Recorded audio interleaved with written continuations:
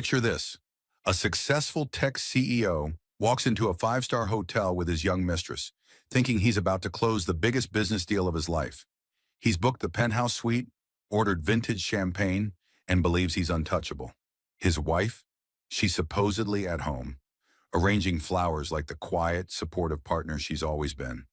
But what this man doesn't know is that while he's checking in with his secret lover, his wife isn't arranging flowers. She's sitting 30 floors above him in the boardroom, signing papers that make her the new owner of his entire world. You see, David Sterling thought he knew his wife Sarah, thought she was just a small-town teacher who got lucky with a mentor, thought her quietness meant weakness, her trust meant stupidity. He had no idea that the woman making him coffee every morning had been watching, learning, and planning for this exact moment for months. This isn't just a story about infidelity. This is about what happens when a man mistakes silence for ignorance and kindness for weakness. It's about a woman who discovered that sometimes the most powerful thing you can do is let someone hang themselves with their own rope. By the end of the story, David will lose everything he thought he owned, including the company he built, the money he stole, and the wife he never really knew. And Sarah? She'll discover that she was never the victim in this marriage. She was always the one holding all the cards.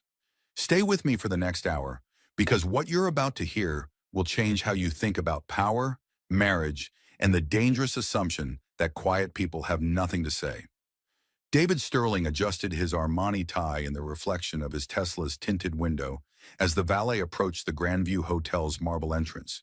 At 52, he still commanded attention with his silver-streaked hair and confident stride, though the stress lines around his eyes told a different story than his public image suggested. "This place is incredible," Amber Collins breathed beside him, her 28-year-old enthusiasm infectious as she smoothed her designer dress. She had been his personal assistant for 2 years before becoming something much more complicated 6 months ago. David smiled, the expression not quite reaching his eyes. "Only the best for you, sweetheart." The words came easily now, practiced after months of secret meetings and stolen weekends. What Amber didn't know was that this particular weekend represented more than just another romantic getaway. David's tech company, Sterling Digital Solutions, was hemorrhaging money faster than he could hide it from his wife, Sarah. The cryptocurrency investments that were supposed to revolutionize their portfolio had instead created a black hole of debt. David had been juggling credit lines and moving money between accounts for months, desperately trying to keep the illusion of success alive. The irony wasn't lost on him that he was staying at a luxury hotel he could no longer afford, while his wife Sarah believed he was attending a boring tech conference in Seattle. Sarah Mitchell Sterling had trusted him completely when she invested her entire divorce settlement from her first marriage into his company 3 years ago. The $400,000 had seemed like a small amount at the time, but now it represented the last real money keeping his business afloat. Sarah had been a high school teacher in rural Ohio before her first husband left her for someone younger. She'd worked her way through night school to earn an MBA, eventually landing a job with Morrison Hospitality Group, where her quiet competence had caught the attention of CEO Jack Morrison. That's where David had met her, at a corporate networking event where he was pitching his digital solutions to hotel chains. Sarah had been taking notes in the back of the room, her honey blonde hair pulled back in a simple ponytail, her questions during the Q&A session revealing a sharp mind that most people missed because of her unassuming manner. David had been immediately attracted to her combination of intelligence and apparent vulnerability. Their whirlwind romance had surprised everyone, including Sarah's teenage children from her first marriage. Within 6 months, they were married in a small ceremony that Sarah had insisted on keeping simple. David had been charming, attentive, everything her first husband hadn't been. He made her feel sophisticated and valued, introducing her to a world of fine dining and luxury travel that felt like a fairy tale after years of financial struggle. But fairy tales, as Sarah would soon learn, often hide darker truths. As David and Amber entered the hotel's opulent lobby with its soaring ceilings and crystal chandeliers, David's phone buzzed with another urgent message from his CFO. The company's biggest client was threatening to pull their contract, having discovered some irregularities in the billing. David deleted the message without reading it fully. He couldn't deal with reality this weekend. This was his escape, his reward for all the stress and sleepless nights. Mr. Sterling, the concierge greeted him warmly. Welcome back to the Grandview. Your penthouse suite is ready. David nodded, slipping the man $100 bill he couldn't afford. Image was everything in his world, and he refused to let the facade crack, even as his empire crumbled beneath his feet. Amber squeezed his arm, her eyes bright with excitement and ambition. She had no idea that the man she thought would be her ticket to the high life was actually drowning in debt and desperation. Neither of them noticed the woman in the business suit watching them from across the lobby, her expression unreadable as she spoke quietly into her phone. Sarah Mitchell Sterling had arrived at the Grandview Hotel for her own appointment, one that would change everything she thought she knew about her life, her marriage, and her future. The stage was set for a collision that would destroy one life and transform another, all within the marble walls of a hotel that held secrets deeper than either David or Sarah could have imagined. 20 floors above the lobby where David and Amber were checking in, Sarah sat in the Grandview's executive boardroom, her hands folded tightly in her lap as she tried to process what Jack Morrison had just told her. The man who had been her mentor and father figure for the past 5 years looked older than his 55 years, his usually vibrant energy replaced by something that looked almost like guilt. I need you to understand, Sarah, Jack said, his voice gentle but firm. Everything I'm about to show you will be difficult to hear, but you need to know the truth before we proceed. Sarah nodded, though her stomach was churning. When Jack had called her that morning, insisting she meet him at the Grandview for an urgent discussion about her future with Morrison Hospitality Group, she had assumed it was about the promotion they'd been discussing. Jack had been grooming her for a regional management position, recognizing her natural talent for operations and her innovative ideas about customer experience. The truth about what? Sarah asked, though part of her already dreaded the answer. Jack opened a laptop and turned it toward her. The screen showed a financial report with Sterling Digital Solutions letterhead. The truth about your husband's company. Sarah, David has been lying to you about everything. The numbers on the screen seemed to swim before Sarah's eyes. Massive debts, failed investments. A company that was essentially a house of cards held together by credit and deception. But what made her feel physically sick was seeing her own name on several documents, her $400,000 investment listed as collateral for loans she had never agreed to. He used my money to secure loans without telling me, Sarah whispered, her voice barely audible. That's not the worst of it, Jack said quietly. He clicked to another screen, this one showing mortgage documents. He took a second mortgage on your family home last month. You're listed as a co-signer, but I'm guessing you never signed anything. Sarah's hand flew to her mouth. Their home in Connecticut, the place where her children visited during college breaks. The only stable thing in their lives was now at risk. How is that possible? I would have had to sign papers. Jack's expression was grim. Document forgery isn't uncommon when someone gets desperate enough. I had my investigators look into this when we started considering your husband's company for a potential partnership. What we found was extremely concerning. The word investigators hit Sarah like a physical blow. You've been investigating David? Why didn't you tell me? Because I needed to be sure, and because I was hoping I was wrong. Jack leaned forward, his expression earnest. Sarah, you're like a daughter to me. When you married David, I had reservations, but I kept them to myself because you seemed happy. But when he started approaching Morrison Hospitality about partnership opportunities, I couldn't ignore the red flags anymore. Sarah stared at the financial documents, trying to make sense of the numbers. Partnership opportunities? David never mentioned anything about working with your company. He's been pursuing a deal for months. He wants Morrison Hospitality to acquire his failing company and absorb his debts. Essentially, he's looking for a bailout. Jack paused, watching Sarah's face carefully. He's been using your connection to me as leverage, implying that your marriage gives him insider access to my decision-making. The betrayal cut deeper than Sarah had thought possible. Not only had David been lying about their financial situation, but he had been using her relationship with Jack, one of the most important people in her life, as a business tool. She felt sick thinking about all the casual questions David had asked about her work, about Jack's business plans, about the company's future acquisitions. There's more, Jack said quietly, and this is going to be the hardest part. He clicked to another tab on the laptop, This one showing what appeared to be surveillance footage from the hotel's security system. The timestamp showed earlier that afternoon. Sarah watched in horror as David entered the lobby with a young blonde woman, his arm around her waist, his body language intimate and possessive.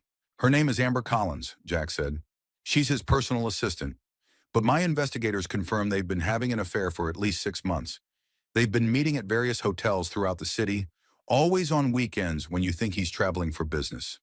Sarah's world tilted on its axis. The loving husband who had swept her off her feet, who had made her feel beautiful and valued after her devastating first divorce, was not only a liar and a thief, but also a cheater. She watched the footage of David and Amber laughing together as they walked toward the elevators, and something inside her cracked open like an egg. "Why are you showing me this?" Sarah asked, her voice strangely calm. "Why now?" Jack closed the laptop and looked directly into her eyes. "Because I'm offering you a choice, Sarah. You can walk away from all of this, divorce David, and try to salvage what you can from the wreckage. Or you can let me help you turn the tables on him." What do you mean?" "David thinks he's here to close the biggest deal of his life.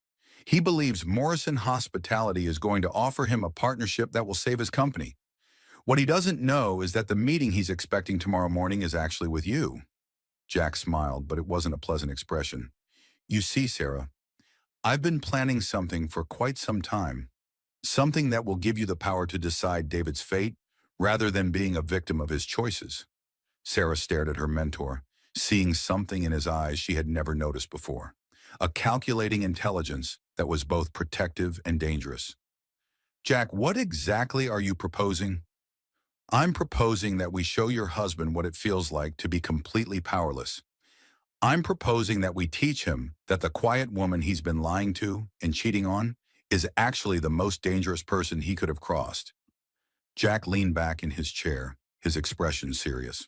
"But first you need to decide if you're strong enough to watch him fall." Sarah looked out the boardroom window at the city below, thinking about her children, her future, and the man she had trusted with everything she had. The woman who had walked into this room an hour ago, the trusting wife and supportive partner, was gone forever.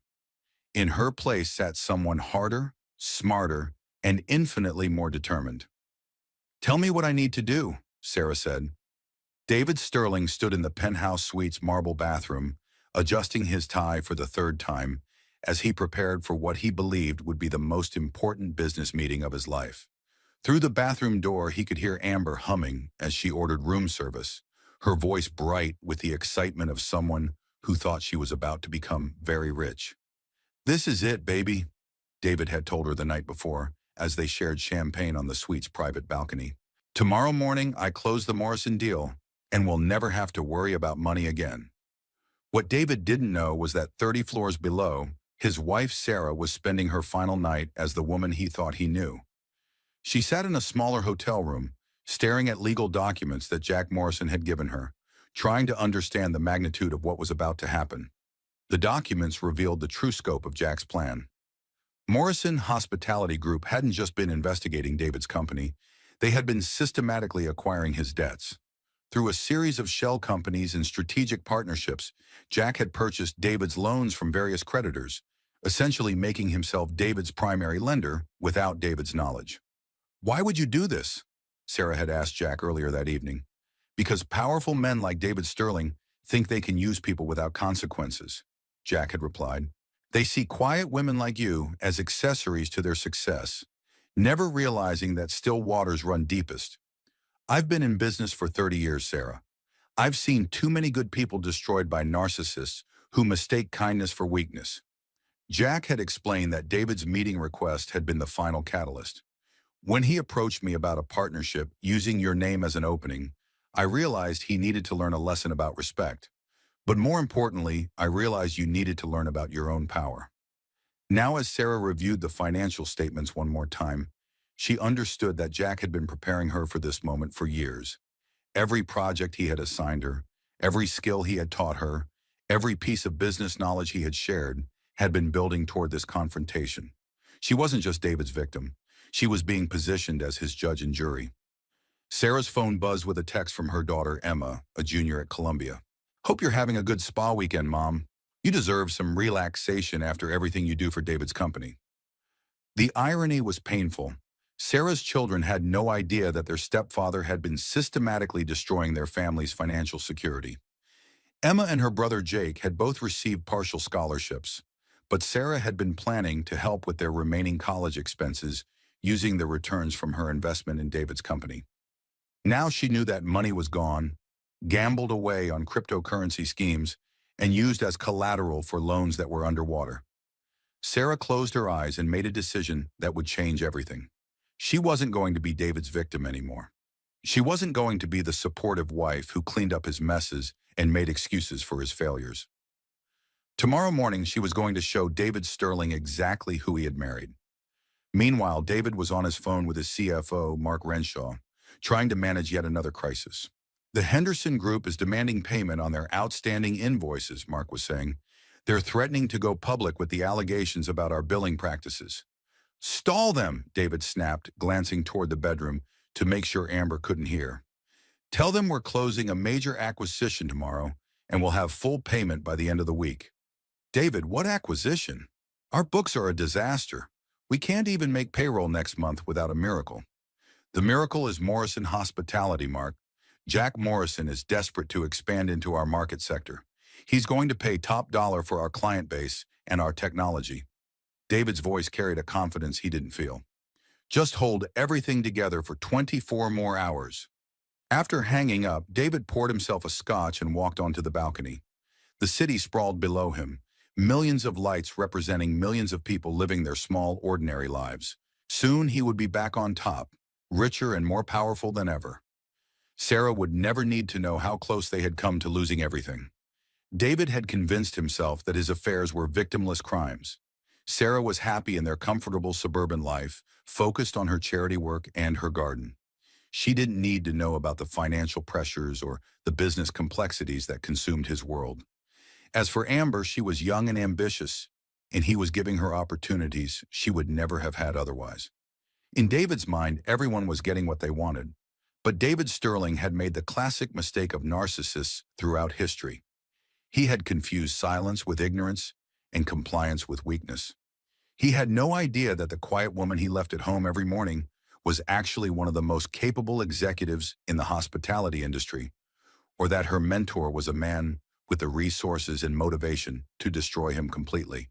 As David raised his glass in a toast to his imagined success, 3 floors below, Sarah was signing documents that would transfer ownership of David's debts to a new entity, Sterling Recovery Holdings, with Sarah Mitchell as the sole proprietor.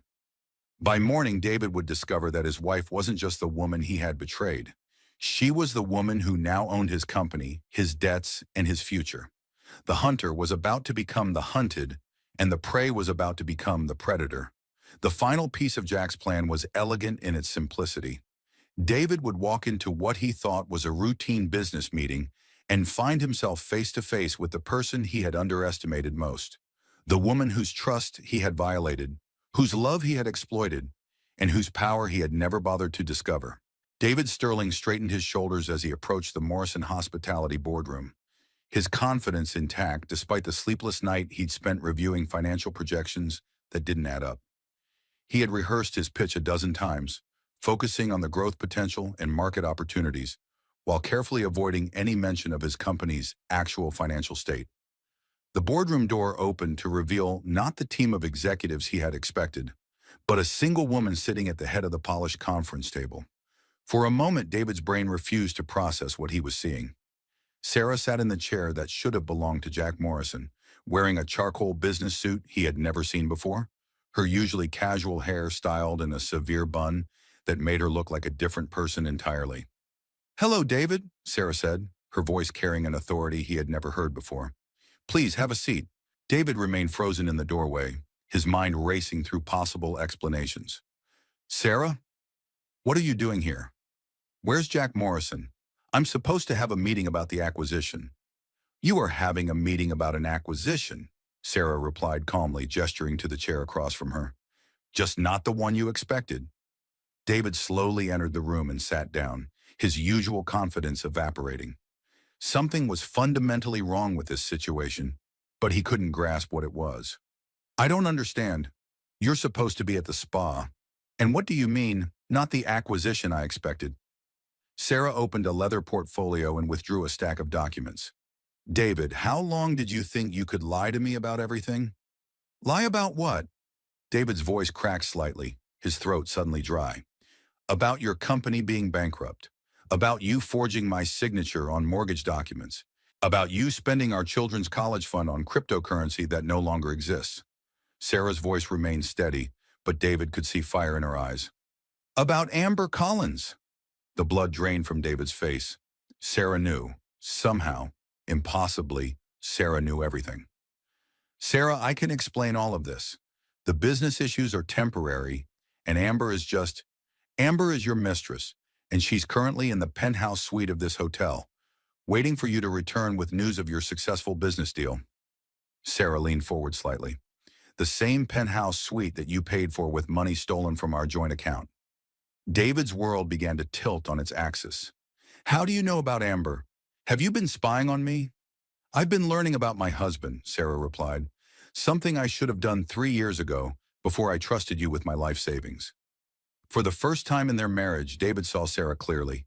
The woman he had dismissed as a small-town teacher playing at business was actually sharp, intelligent, and far more observant than he had ever given her credit for. The realization was terrifying. Sarah, please. Whatever you think you know, we can work through this. Marriage is about forgiveness, Marriage is about trust, David, and honesty, and respect. Sarah's voice cut through his desperate words like a blade. 3 things you've never shown me. Sarah slid a document across the table toward him. David's hands shook as he read the heading. Sterling Digital Solutions. Debt consolidation and acquisition proposal. I don't understand, David whispered, scanning the legal language that might as well have been written in a foreign language. It's quite simple, actually, Sarah explained with patience that felt more threatening than anger. Morrison Hospitality Group has acquired all of your outstanding debts through various intermediaries. Your cryptocurrency loans, your equipment financing, your lines of credit, even the second mortgage you took on our house. We now own everything you owe. David's head snapped up. We? I am Morrison Hospitality Group's new Director of Strategic Acquisitions, David. This is my project. Sarah's smile was cold and professional. Jack Morrison has been preparing me for this role for 2 years. Every skill I've learned, every project I've managed, has been leading to this moment. The revelation hit David like a physical blow. His quiet, supportive wife wasn't just accidentally involved in his business crisis. She had been deliberately positioned to control it. You planned this. You and Jack Morrison planned this. We prepared for it, Sarah corrected. We hoped it wouldn't be necessary. But when you started using my relationship with Jack as leverage for your business schemes, when you began forging documents with my name, when you brought your mistress to a hotel owned by my employer on our wedding anniversary, you made it necessary. David tried to stand, his legs unsteady. This is insane. You can't just destroy my company because you're angry about Amber. That's not how business works. You're right, Sarah agreed. That's not how business works. But what you've done isn't business, David. It's fraud. Document forgery, unauthorized use of joint assets, misrepresentation to investors. Jack's legal team has identified at least 7 criminal violations in your financial activities. David sank back into his chair, the full magnitude of his situation beginning to penetrate his shock. What do you want from me? I want you to listen very carefully, Sarah said, her voice dropping to barely above a whisper. You have 30 days to pay back every penny you've stolen from our joint accounts plus interest. You have 60 days to refinance the mortgage you took without my permission, removing my name entirely from the obligation, and you have 24 hours to move out of our house. And if I can't do those things, Sarah's expression didn't change, then Morrison Hospitality Group will exercise its right to collect on your debts by seizing all available assets, including your company, your personal property, and any future earnings until the full amount is recovered. David stared at his wife, seeing a stranger in familiar features. Sarah, please. I know I made mistakes, but we can fix this. We love each other. Love? Sarah laughed, but the sound held no humor. David, you don't love me. You love the idea of me. The supportive wife who asks no questions and makes no demands. The convenient partner who brings money and connections to your schemes without expecting honesty in return. She stood and gathered her documents. The woman you married no longer exists, David. She died the moment I realized that everything about our marriage was a lie. As Sarah walked toward the door, David called after her desperately. What about us? What about our future? Sarah paused at the doorway without turning around. Your future is entirely in your hands now, David. Use the next 30 days wisely. The door closed behind her with a soft click, leaving David alone in the boardroom with the ruins of his assumptions. Upstairs, Amber was waiting for news of his success. In his pocket, his phone buzzed with messages from creditors and clients. Around him, the walls of his carefully constructed fantasy were crashing down. For the first time in his adult life, David Sterling was completely powerless, and the person holding all the cards was the woman he had never bothered to truly know. David sat in the empty boardroom for 20 minutes after Sarah left, staring at the legal documents she had placed before him. His mind reeled between disbelief and panic as he tried to process the magnitude of his situation. When he finally managed to stand, his legs felt unsteady, as if the floor itself had become unreliable. The elevator ride to the penthouse felt endless. David used the time to compose himself, practicing the explanation he would give Amber. By the time the doors opened, he had convinced himself that this was all a misunderstanding, an emotional overreaction that could be managed with the right combination of charm and legal maneuvering. Amber was lounging on the suite sofa in a silk robe, her laptop open as she browsed vacation destinations in the Mediterranean.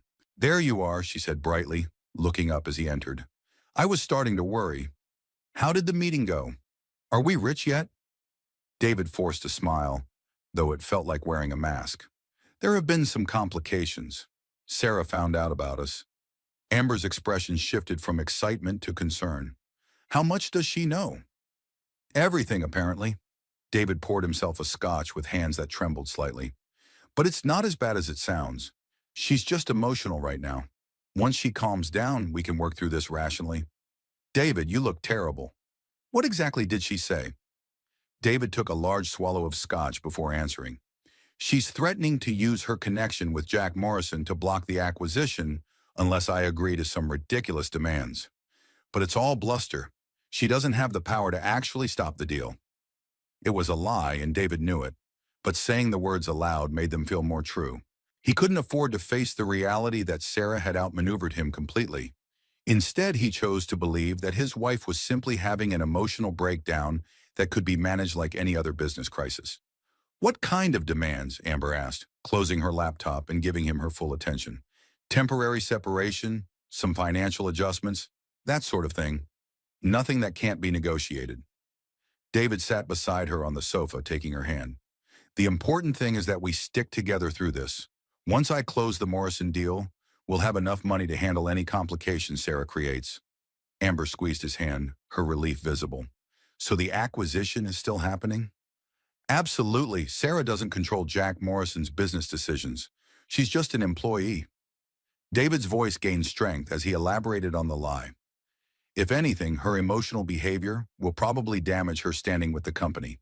Jack Morrison is a businessman first and foremost. Over the next several days, David threw himself into damage control mode. He hired an expensive divorce attorney who assured him that Sarah's threats were largely empty. Wives often make dramatic statements during the discovery phase of infidelity, the lawyer explained. Once emotions cool down, these situations usually resolve in a more reasonable manner. David wanted desperately to believe this was true. He convinced himself that Sarah's transformation in the boardroom had been an act, a performance designed to scare him into compliance. The quiet woman he had married was incapable of the kind of strategic thinking required to actually destroy his business empire. Meanwhile, David's CFO, Mark, was painting an increasingly desperate picture of the company's finances. We've got maybe 2 weeks before the Henderson Group goes public with their allegations, Mark warned during a late-night phone call. And the Blackwood Capital loan comes due in 30 days. If we can't refinance or get an infusion of capital, we're looking at bankruptcy. The Morrison deal will solve everything, David insisted, repeating the phrase like a mantra. Jack Morrison needs our technology platform, and we need his capital. It's a perfect match. But as the days passed, David's confidence began to crack. Jack Morrison wasn't returning his calls. The Morrison Hospitality Group offices claimed that Mr. Morrison was traveling and unavailable for meetings. David's attempts to reach Sarah at home were met with silence. She had apparently moved out of their Connecticut house and wasn't answering her phone. The first sign that his world was truly collapsing came when David arrived at his office to find several of his key employees packing their personal belongings. His head of engineering, Lisa Chen, looked up from her box of family photos with an expression of profound disappointment. "I'm sorry, David," she said quietly. "I've accepted a position with Morrison Hospitality Group.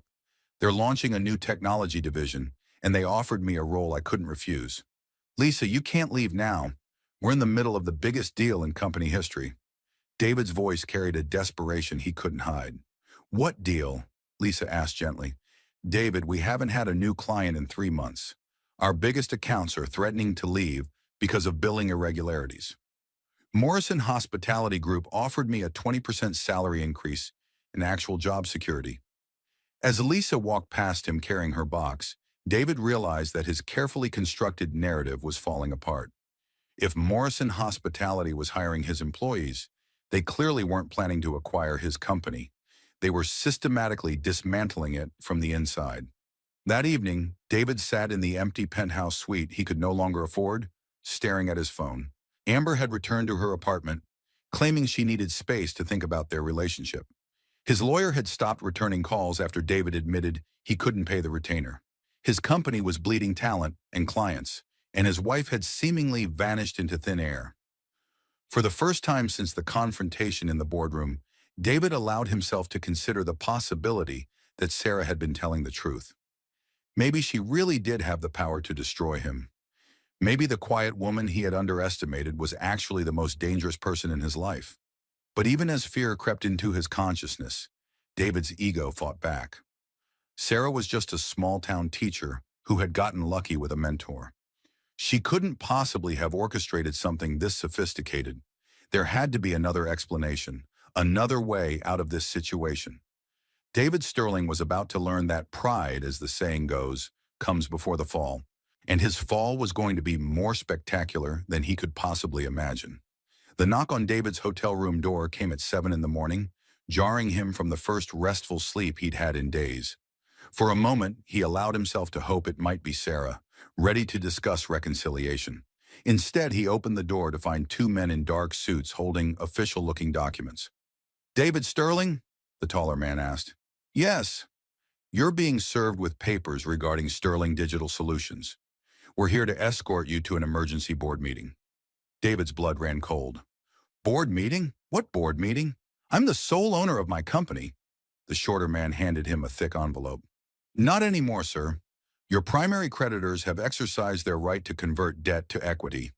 As of 6 a.m. this morning, Sterling Digital Solutions is under new management." David's hands shook as he tore open the envelope. The legal language was dense, but the meaning was clear.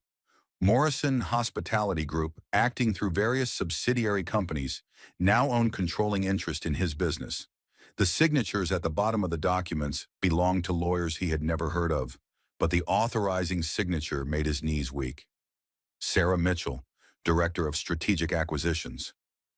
"This is impossible," David whispered. "You can't just take someone's company." "Sir, when company assets are used as collateral for loans that go into default, creditors have legal remedies available to them," the taller man explained patiently. "Your wife's investment in your company, which you subsequently used as collateral without her knowledge, gives her significant legal standing. Combined with the debt acquisition by Morrison Hospitality Group, the ownership transfer is entirely legal." 20 minutes later, David found himself back in the same Morrison Hospitality boardroom where his world had first started unraveling. This time the room was full. Jack Morrison sat at the head of the table, flanked by lawyers and executives David didn't recognize. Sarah sat to Jack's right, wearing another sharp business suit, her expression professionally neutral as she reviewed documents. "David," Jack said as he entered, "thank you for joining us. Please, have a seat." David remained standing, his anger overriding his shock. "Jack, this is insane. You can't steal my company because you're angry about my marriage problems." "Sit down, David." Jack's voice carried the authority of a man accustomed to being obeyed. What's happening here isn't personal, it's business. David reluctantly took the indicated chair, feeling like a defendant in his own trial. Business? You're using my wife to destroy me. I'm using sound financial principles to acquire undervalued assets, Jack corrected. Your company has excellent technology and a decent client base, but it's been mismanaged into near bankruptcy. We're offering to salvage what can be saved. Sarah spoke for the first time since David had entered the room. David, Sterling Digital Solutions has assets worth approximately $2.8 million. It also has debts totaling $4.1 million. The company is technically insolvent. You don't know what you're talking about, David snapped. Those cryptocurrency investments will recover. The market is just experiencing a temporary correction. The cryptocurrency investments lost 92% of their value 6 months ago, Sarah replied calmly. You've been using creative accounting to hide the losses, but the money is gone. Jack leaned forward. David, here's what's going to happen. Morrison Hospitality Group is prepared to assume Sterling Digital Solutions debts and continue operating the company as a subsidiary. Your employees will keep their jobs, your clients will be served, and the technology platform will be developed properly. And what about me? David asked, though he dreaded the answer. You'll receive a consulting fee of $50,000 and a standard non-disclosure agreement, Jack said. In exchange, you'll transfer all ownership rights and resign from any managerial role. David stared at the group of faces around the table, all of them watching him with professional detachment. $50,000 was less than he spent on his car payment each year. You're offering me $50,000 for a company I built from nothing? We're offering you $50,000 for a company that's worth negative $1.3 million, Sarah corrected. Without this acquisition, you would lose everything and still owe over $1 million in personal guarantees. The room fell silent as David processed this information. His company, his life's work, was being valued at less than nothing. Everything he had built, every success he had achieved, had been an illusion constructed on borrowed money and false confidence. I need time to think about this, David said finally. You have until 5 p.m. today, Jack replied. After that, we'll pursue collection through bankruptcy proceedings. As the meeting broke up, David found himself alone with Sarah for the first time since their confrontation. She was gathering her papers methodically, her movements efficient and professional. Sarah, please, David said quietly. I know I made mistakes, but this is our life you're destroying. Think about Emma and Jake. Think about the family we built together. Sarah looked up at him, and for a moment he saw a flicker of the woman he had married. The family we built was based on lies, David. Our children deserve better than a stepfather who steals from their college funds to support his gambling addiction. It wasn't gambling, it was investing. Cryptocurrency speculation with money you didn't have is gambling, Sarah said firmly, just like your affair with Amber was gambling with our marriage. David felt his last hope slipping away. What do you want from me? What can I do to fix this? Sarah closed her portfolio and stood. You can sign the papers, take the consulting fee, and start rebuilding your life honestly. Or you can fight this and lose everything, including your freedom when the criminal charges are filed. Criminal charges? Document forgery, David. Unauthorized use of joint assets. Identity theft for signing my name to documents I never saw. Sarah's voice was steady, but there was steel beneath the surface. Jack's legal team has enough evidence to send you to prison for several years. As Sarah walked toward the door, David called after her desperately. I love you, Sarah. Whatever you think about me, whatever I've done wrong, I love you. Sarah paused at the doorway and turned back to face him. Love isn't a feeling, David. It's a choice. It's choosing to be honest when lying would be easier. It's choosing to be faithful when temptation is strong. It's choosing to build something together instead of tearing it down for your own benefit. She opened the door, then looked back one final time. You never chose to love me, David. You chose to use me. There's a difference. The door closed behind her, leaving David alone with the wreckage of his assumptions and the terrifying reality of his new circumstances. In a few hours, he would have to choose between accepting his defeat gracefully or fighting a battle he couldn't possibly win. Either way, the man who had walked into the Grandview Hotel 3 days ago, confident in his power and secure in his deceptions, was gone forever. David Sterling sat in his now former office, staring at the $50,000 check that represented the sum total of his life's work. The walls that had once displayed his awards and achievement certificates were bare, the personal items already packed into boxes by Morrison Hospitality Group's transition team. His employees had been retained, his clients had been contacted about the ownership change, and his company had officially ceased to exist as an independent entity. The irony wasn't lost on him that he was now technically an employee of his wife's company, hired as a consultant to help with the transition before being permanently severed from everything he had built. Sarah had designed his humiliation with surgical precision, ensuring that he would witness the dismantling of his empire before being dismissed from it entirely. A knock on his office door interrupted his brooding. David looked up to see Amber standing in the doorway, her usual confidence replaced by nervous uncertainty. She had dressed conservatively for once, in a business suit that made her look older and more serious than her usual attire.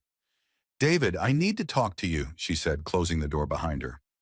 "If you're here to comfort me, save your breath," David replied bitterly. "I'm not exactly in a position to offer you the lifestyle I promised." Amber sat down across from his desk, her expression unreadable. "Actually, I'm here to tell you something you need to know. About your wife." David laughed harshly. "What about her? That she's smarter than both of us combined? That she played me like a violin while I thought I was conducting the orchestra? I'm already aware. No, David, about her offer to me." The words hit David like a physical blow. "What offer?" Amber took a deep breath before continuing. "3 days ago, Sarah contacted me. She offered me a job with Morrison Hospitality Group, reporting directly to her. A real job, David, with a salary twice what you were paying me, and actual career advancement opportunities." David stared at his former mistress, trying to process this new betrayal. "And you took it?" "I start Monday," Amber confirmed. She also made it clear that if I ever contacted you again, or if I tried to sell information about your affairs to tabloids or gossip sites, she would ensure that I never worked in the hospitality industry again. "So you're here to say goodbye," David said flatly. "I'm here to tell you the truth about something," Amber replied. "Sarah knew about us from the beginning, David. She's known about our affair for months." The revelation hit David harder than anything else Sarah had done to him. "That's impossible. She had me followed, David. She knew about every hotel, every restaurant, every weekend getaway. She has photographs, credit card records, text messages, everything." Amber's voice was steady, but David could see the fear in her eyes. "She was building a case against you long before that meeting in the boardroom." David's mind reeled as he processed the implications. "Why didn't she confront me sooner?" "Because she was waiting for you to hang yourself," Amber said simply. "Every lie you told, every document you forged, every financial risk you took, she was documenting it all. You didn't just get caught cheating, David. You got caught by someone who had been planning your downfall for months." David buried his face in his hands, the full magnitude of his situation finally hitting home. Sarah hadn't just discovered his deceptions. She had been watching him commit them, methodically building the case that would destroy him. Every conversation they'd had about his business, every question she'd asked about his investments, every supportive comment she'd made about his decisions had been carefully calculated to encourage him toward his own destruction. "She offered me a choice," Amber continued. "I could continue the affair and face the consequences when she went public with the evidence. Or I could end it immediately and accept her job offer. She was very clear about what would happen if I chose poorly." "And you chose her," David said, though it wasn't really a question. "I chose my future," Amber corrected. "David, you were never going to leave your wife for me. We both knew that. But Sarah is offering me something real, something I can build a career on. Why would I choose a fantasy over reality?" After Amber left, David sat alone in his empty office, contemplating the chess game he had unknowingly been playing for months. Every move he had made, every decision he had thought was clever or strategic, had actually been anticipated and countered by an opponent he had never recognized as a threat. His phone buzzed with a text message from an unknown number. "Mr. Sterling, this is Detective Rodriguez with the Connecticut State Police Financial Crimes Unit. We need to schedule an interview regarding some irregularities in your mortgage documents. Please contact our office within 24 hours. David stared at the message, his last illusion finally crumbling. Sarah hadn't been bluffing about criminal charges. The document forgery he had thought was a minor technical violation was serious enough to warrant a police investigation. He tried calling Sarah's cell phone, but it went directly to voicemail. He tried the house in Connecticut, but the number had been disconnected. He even tried reaching Jack Morrison, but Morrison's assistant informed him that Mr. Morrison was unavailable for calls from former business associates. David Sterling, who had spent his entire adult life believing he was the smartest person in any room, finally understood that he had been outmatched by someone he had consistently underestimated. Sarah hadn't just defeated him, she had systematically dismantled his life while allowing him to believe he was winning. As David packed the last of his personal belongings, he found a framed photo from their wedding day. Sarah looked radiant in her simple white dress, her smile genuine and full of hope. David remembered thinking that day how lucky he was to have found someone so trusting, so willing to believe in him. Now he realized that Sarah's trust hadn't been naivety. It had been a gift he had thrown away through his own arrogance and greed.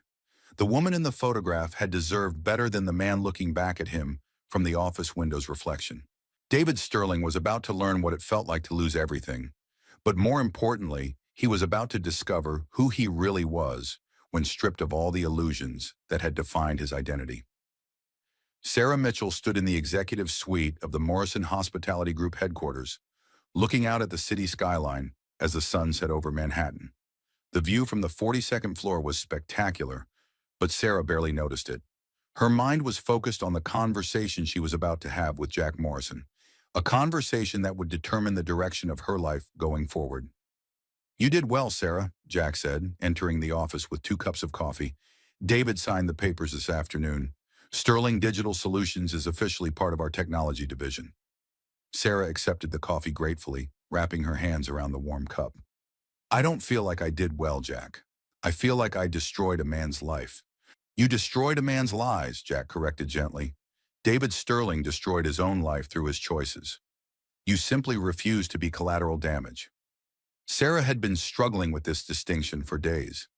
The woman who had confronted David in the boardroom had felt powerful and righteous. But now she was left with the complicated emotions of watching someone she had once loved lose everything. "Tell me about your father again," Sarah said, settling into one of the leather chairs across from Jack's desk. Jack smiled, understanding the need to revisit the story that had shaped both of their lives. "My father was a good man who trusted the wrong business partner. He built a small hotel chain from nothing, but when his partner embezzled the company funds and disappeared, my father lost everything. He died thinking he was a failure, never knowing that his partner had stolen the money meant for employee pensions. And that's why you started Morrison Hospitality Group," Sarah said, having heard this story many times but needing to hear it again. "I started Morrison Hospitality Group to build something that couldn't be destroyed by one person's greed or betrayal," Jack confirmed. "But more importantly, I built it to help people like my father, people whose trust was betrayed by those closest to them." Sarah had been one of those people when Jack first met her, divorced, financially devastated by her first husband's gambling debts, working 2 jobs to support her children while trying to finish her MBA. Jack had seen something in her that reminded him of his father's quiet strength and inherent decency. "You've been preparing me for this situation for years, haven't you?" Sarah asked. "I've been preparing you to recognize your own power," Jack replied. "When you married David, I hoped I was wrong about him. But I also knew that if he turned out to be what I suspected, you would need to be strong enough to protect yourself and your children." Sarah thought about her children, Emma and Jake, both of whom were still processing the news of her separation from David. They had liked their stepfather, appreciating his generosity and the stability he had brought to their lives after their father's abandonment. Learning that this stability had been built on stolen money and false promises had been devastating for them. "Emma called me this morning," Sarah said. "She wanted to know if we were going to be okay financially. I realized that my children have never felt truly secure because they've watched 2 father figures destroy our family's financial stability." "And what did you tell her?" "I told her the truth, that for the first time in her life, our family's financial security doesn't depend on a man who might betray us." Sarah paused, considering her words carefully. I told her that her mother owns a successful business now, and that no one can take that away from us. Jack leaned back in his chair, studying Sarah's face. How do you feel about that? Terrified, Sarah admitted, and exhilarated, and guilty for feeling exhilarated when David is losing everything. Sarah, David Sterling had choices at every step of this process. He could have been honest about his financial problems. He could have asked for help instead of stealing from joint accounts. He could have remained faithful to his marriage vows instead of having an affair. Jack's voice was firm but kind. You didn't force him to make any of those choices. Sarah knew Jack was right, but the emotional reality was more complicated than the logical one. She had loved David, or at least she had loved the man she thought he was. Watching him fall so completely was painful, even though she understood it was necessary. What happens now? Sarah asked. Now you decide what kind of leader you want to be, Jack replied. Morrison Hospitality Group needs someone to head our new strategic acquisitions division. It's a position that could make you one of the most powerful women in the hospitality industry. Sarah had been expecting this conversation, but hearing the offer spoken aloud still took her breath away. You're offering me a permanent position. I'm offering you the chance to build something that will outlast both of us, Jack said. Something your children can be proud of, something that can help other people who find themselves in situations like yours. Sarah thought about the woman she had been 6 months ago, quietly arranging flowers in her Connecticut home, while her husband systematically destroyed their financial future. That woman felt like a stranger now, someone who had existed in a different lifetime. I need to ask you something, Jack, Sarah said. When you first hired me, did you know David would eventually betray me? Jack was quiet for a long moment before answering. I knew David was the type of man who would always choose his own interests over anyone else's, including his wife's. I hoped marriage might change him, but I prepared for the possibility that it wouldn't. So you were protecting me. I was empowering you, Jack corrected. There's a difference. Protection means keeping someone safe by limiting their choices. Empowerment means giving someone the tools they need to protect themselves. Sarah understood the distinction, and it made her respect Jack's approach even more. He hadn't tried to control her life or make her decisions for her. Instead, he had quietly ensured that when the time came for her to choose her own path, she would have the knowledge and resources necessary to choose wisely. I accept your offer, Sarah said, but I have some conditions. Jack smiled. I'm listening. I want to establish a legal aid fund for women dealing with financial abuse, and I want to create a scholarship program for single mothers pursuing business degrees. Sarah's voice gained strength as she spoke. If I'm going to have this kind of power, I want to use it to help other people avoid what happened to me. Done, Jack said immediately. Anything else? Sarah thought about David, probably sitting alone in some hotel room, contemplating the ruins of his life. Despite everything he had done to her, she didn't want him to face criminal charges if it could be avoided. I want to offer David a deal, Sarah said. If he agrees to pay back the money he stole from our joint accounts, even if it takes him years, I'll ask the prosecutors to consider alternatives to prison time. Jack studied her face carefully. That's very generous, considering what he put you through. It's not generosity, Sarah replied. It's knowing that my power means more when I choose mercy over revenge. As Sarah left Jack's office that evening, she felt the weight of her new responsibilities settling on her shoulders. She was no longer someone's wife or someone's victim. She was Sarah Mitchell, successful executive and single mother, building a legacy that would protect her children and help other women find their own strength. The quiet woman who had trusted too easily and asked too few questions was gone forever. In her place stood someone harder, wiser, and infinitely more dangerous to those who would mistake kindness for weakness. David Sterling sat in the modest studio apartment he could barely afford, staring at the letter that had arrived that morning.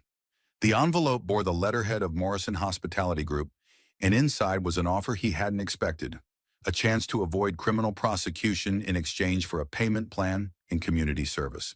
The terms were spelled out in Sarah's precise handwriting as an addendum to the legal document. David would pay back the money he had stolen from their joint accounts at a rate of $1,000 per month until the debt was satisfied. He would also serve 200 hours of community service teaching financial literacy classes to low-income families. In exchange, the criminal charges for document forgery would be dropped. At the bottom of the page, Sarah had written a personal note. David, this offer expires in 24 hours. Choose wisely. Sarah. David's pride screamed at him to reject the offer. The idea of spending the next several years paying back money to the wife who had destroyed his life felt like ongoing humiliation. But his practical mind understood that criminal prosecution would destroy any chance he had of rebuilding his career and his reputation. His phone rang, interrupting his brooding. The caller ID showed his daughter Emma's number. "Hi, Dad," Emma said, her voice carefully neutral. Sarah had told both children about the separation, though she had been diplomatic about the details. "Emma, sweetheart, how are you doing?" "I'm okay. I wanted to talk to you about what happened with you and Mom." David felt his throat tighten. "What did she tell you?" "She said you guys had different ideas about honesty and financial responsibility, and that you decided to live separately." Emma paused. "Dad, she also said you might be going through some legal problems." David closed his eyes, wondering how much Emma actually knew. "It's complicated, sweetheart. Your mother and I see things very differently." "Dad, can I ask you something? And will you promise to be honest with me?" "Of course. Did you cheat on Mom?" The question hung in the air between them. David could lie, could deflect, could blame Sarah for being vindictive. Instead, for the first time in months, he chose honesty. "Yes," he said quietly, "I did." Emma was silent for a long moment. "Why?" David had asked himself the same question countless times. "Because I was scared and stupid, and I made terrible choices. Because I thought I could have everything I wanted without consequences." "Do you love her? The other woman?" "No," David replied immediately. "I thought I did, but I think I was just in love with feeling important and powerful. She made me feel young and successful when everything else in my life was falling apart. And now? Now I understand that everything good in my life was because of your mother, and I threw it away because I was too proud to admit I needed help." Emma was quiet again before speaking. "Mom's different now. She seems stronger, but also sadder. She told Jake and me that she's going to be able to pay for the rest of our college without taking out loans." David felt a stab of shame. His children's education had been one of his primary motivations for the risky investments that had started his downward spiral. "Your mother is an amazing woman, Emma. I hope someday you'll forgive me for not appreciating that while we were married." "I don't know if I can forgive you yet, Dad, but I love you, and I hope you can figure out how to be better." After Emma hung up, David looked at Sarah's offer again. He thought about his conversation with his daughter, about the disappointment in her voice, about the life he had destroyed through his own choices. For the first time since his world had collapsed, David Sterling made a decision based on what was right rather than what served his ego. He signed the agreement. 2 hours later, David found himself standing outside the Morrison Hospitality Group headquarters, the signed papers in his hand. He could have mailed them or had them delivered, but something compelled him to return them in person. The receptionist directed him to the 42nd floor, where Sarah's new office was located. As the elevator rose through the building, David tried to prepare himself for facing the woman whose life he had nearly destroyed and who had systematically dismantled his in return. Sarah's assistant, a professional woman in her 30s, greeted him politely. "Mr. Sterling, Mrs. Mitchell is expecting you. Please go right in." David knocked on the office door and entered when he heard Sarah's voice. She was standing behind a massive mahogany desk, wearing a navy business suit that made her look formidable and confident. The office itself was impressive, with floor-to-ceiling windows and elegant furnishings that spoke of real power and success. "David," Sarah said, her voice professionally cordial, "I assume you're here about the agreement." "I signed it," David said, placing the papers on her desk. "All of it. The payment plan, the community service, everything." Sarah nodded and sat down, gesturing for him to take the chair across from her. "I'm glad you made that choice." "Why did you offer it?" David asked. "After everything I did to you, why give me a way out?" Sarah considered the question carefully before answering. "Because revenge and justice aren't the same thing. Destroying you completely wouldn't undo the damage you caused or help anyone else avoid similar situations." David looked around the office, taking in the evidence of Sarah's transformation. "You've done well for yourself." "I've accepted opportunities that were always available to me." Sarah corrected. I just needed to stop letting other people define my worth and capabilities. I did that, didn't I? I made you feel small and unimportant. You reflected back to me what I was willing to accept, Sarah said. I chose to accept less than I deserved, and you chose to give me less than I was worth. We both made choices, David. David felt tears threatening for the first time since this ordeal began. Sarah, I know it doesn't matter now, but I'm sorry for all of it. The lying, the cheating, the financial abuse. You deserve so much better than what I gave you. Sarah's expression softened slightly. Apologies matter, David. They can't undo damage, but they matter. Is there any chance, David began, then stopped himself. No, never mind. Any chance of what? Any chance we could try again? Start over with honesty this time? Sarah leaned back in her chair, studying his face. David, the man I married doesn't exist anymore. And the woman you married doesn't exist anymore either. We're both different people now. Maybe different people could work better together. Maybe they could, Sarah agreed. But they would need to be people who chose each other for the right reasons, not out of habit or fear or convenience. David nodded, understanding that this was as close to hope as he was likely to get. What happens now? Now you go build a life you can be proud of, Sarah said, and I'll do the same. As David stood to leave, Sarah called after him. David, the financial literacy classes you'll be teaching, they matter. There are a lot of people who make the same mistakes you made, just on a smaller scale. You have a chance to help them avoid those mistakes. David paused at the door. Do you think I can actually help people? I think you understand the consequences of financial dishonesty better than most people ever will, Sarah replied. That knowledge could be valuable if you're willing to share it honestly. As David left Sarah's office, he felt something he hadn't experienced in months, a sense of purpose that wasn't built on lies or exploitation. For the first time since his world had collapsed, he could envision a future that might have meaning beyond just rebuilding his own wealth and status. The man who had walked into the Grandview Hotel a week ago, confident in his power and secure in his deceptions, was gone forever. In his place was someone smaller but potentially more honest, someone who would have to earn back every relationship and every achievement through genuine effort rather than manipulation. It wasn't the future David had planned, but it might be the future he deserved. 6 months later, Sarah Mitchell stood at the podium of the annual Women in Business Conference, looking out at an audience of 300 successful women from across the country. The conference room at the Grandview Hotel buzzed with energy as she prepared to deliver the keynote address that had been months in the making. 6 months ago, Sarah began, her voice clear and confident, I was a woman who believed that my value came from the men in my life. I measured my success by my husband's achievements, my security by his financial decisions, and my worth by his approval. The audience listened intently as Sarah continued. Today, I'm the Chief Executive Officer of Morrison Strategic Holdings, a company that specializes in helping businesses and individuals recover from financial abuse and fraud. I'm also a single mother who owns her own home, funds her children's education, and sleeps soundly at night knowing that my family's security depends on no one but me. Sarah had spent the past 6 months building something unprecedented in the business world, a company dedicated to helping victims of financial abuse while simultaneously pursuing strategic acquisitions of undervalued assets. Morrison Strategic Holdings had already helped 12 women recover money stolen by dishonest partners, while acquiring 3 profitable companies that had been driven toward bankruptcy by mismanagement. The transformation didn't happen overnight, Sarah explained to her audience. It happened through a series of choices, the choice to educate myself about my own finances, the choice to build a career based on my own skills rather than my husband's connections, the choice to value my own judgment over someone else's approval. In the back of the room, Jack Morrison watched his protege with pride.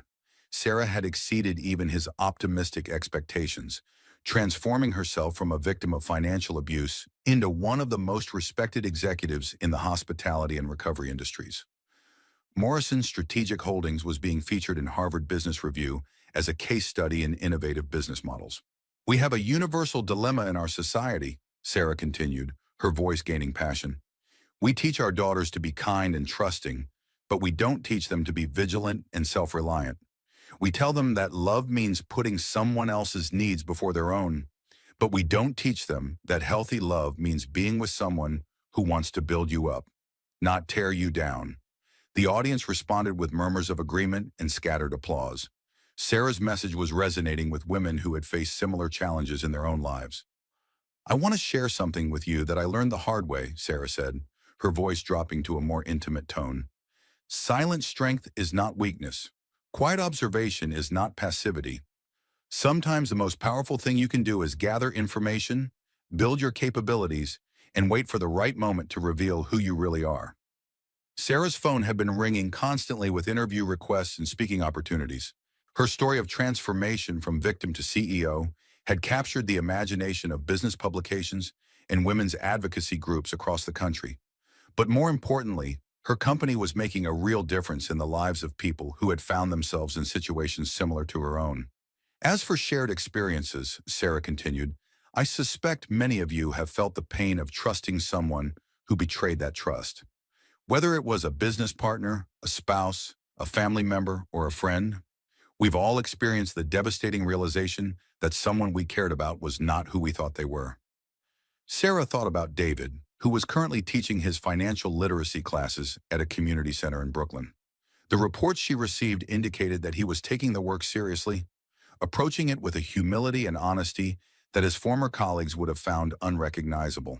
He was also working as a freelance consultant for small businesses, helping them avoid the kind of financial mistakes that had destroyed his own company. They had spoken twice since the agreement was signed, both conversations brief and professional. David was making his monthly payments faithfully, and the criminal charges had been formally dropped. Sarah had heard through mutual acquaintances that he was living modestly, driving a used car, and seemed to have aged considerably in the past few months. The wisdom I want to leave you with today, Sarah said, approaching the conclusion of her speech, is this. Your power doesn't come from controlling other people or manipulating situations to your advantage. Your power comes from knowing exactly who you are and what you're worth, and refusing to accept less than you deserve. The applause was immediate and sustained. Sarah looked out at the faces in the audience, seeing recognition and inspiration in their expressions. This was why she had chosen to build her new life in public, sharing her story despite the personal cost. If her experience could help even one woman recognize her own worth and strength, the vulnerability was worthwhile. After the speech, Sarah was surrounded by conference attendees wanting to shake her hand and share their own stories. A young woman named Maria approached, her eyes bright with determination. Ms. Mitchell, Maria said, I just wanted to thank you. 6 months ago, I discovered that my business partner had been stealing from our company for 2 years. I was ready to just walk away and start over. But after reading about your story, I decided to fight back instead. What happened? Sarah asked. I hired forensic accountants, documented everything, and took him to court. I got back 80% of what he stole, and I kept the business. Maria smiled proudly. Your example showed me that I didn't have to be a victim. These conversations were happening all across the country as Sarah's story spread. Women were refusing to accept financial abuse, demanding transparency from partners, and building their own sources of economic security. The ripple effects of Sarah's transformation were creating waves of change in countless other lives. That evening, Sarah stood alone in her new penthouse apartment overlooking Central Park, a glass of wine in her hand as she watched the sun set over the city. Her children were thriving in college, her business was growing beyond her wildest expectations, and she was finally living a life that was entirely her own creation. Her phone rang, and Emma's name appeared on the screen. Hi, sweetheart, Sarah answered. Mom, I just watched your speech online. I wanted to tell you how proud I am of you. Thank you, honey. That means everything to me. Mom, can I ask you something? Do you ever regret what happened with David? Do you ever wish things had worked out differently? Sarah considered the question carefully. I regret that he made the choices he made, and I regret that I ignored red flags for so long, but I don't regret where those experiences led me. I'm exactly where I'm supposed to be. And are you happy? Sarah smiled, looking out at the city that now felt like home in a way it never had before. I'm more than happy, Emma. I'm free. After hanging up, Sarah thought about the journey that had brought her to this moment. The quiet woman who had arranged flowers in her Connecticut home while her husband systematically betrayed her trust seemed like a character from someone else's story. Sarah Mitchell had learned that sometimes the most profound victory isn't getting revenge on those who hurt you. Sometimes it's building something so meaningful and powerful from the ashes of their destruction that their betrayal becomes the catalyst for your greatest achievements. The woman who had once measured her worth by someone else's approval now knew exactly what she was worth, and it was more than she had ever dared to imagine. Sarah raised her wine glass toward the window, toasting the woman she had become and the life she had built from her own strength and determination. The future stretched ahead of her, full of possibilities that belonged entirely to her. She had learned to be her own hero, and that made all the difference. If Sarah's transformation from victim to CEO inspired you, hit that like button to let me know. This story proves that sometimes the most powerful people in the room are the ones who say the least, and I'd love to hear your thoughts about that in the comments below. Have you ever been underestimated by someone who thought they knew you? Drop a comment and share your story. And if you think someone in your life needs to hear about Sarah's journey from financial abuse to financial freedom, share this video with them. For more incredible stories of people who turn their worst moments into their greatest victories, make sure you're subscribed with notifications on. Trust me, you won't want to miss what's coming next. Remember, your power doesn't come from controlling others. It comes from knowing exactly what you're worth and refusing to accept anything less. Until next time, keep building the life you deserve.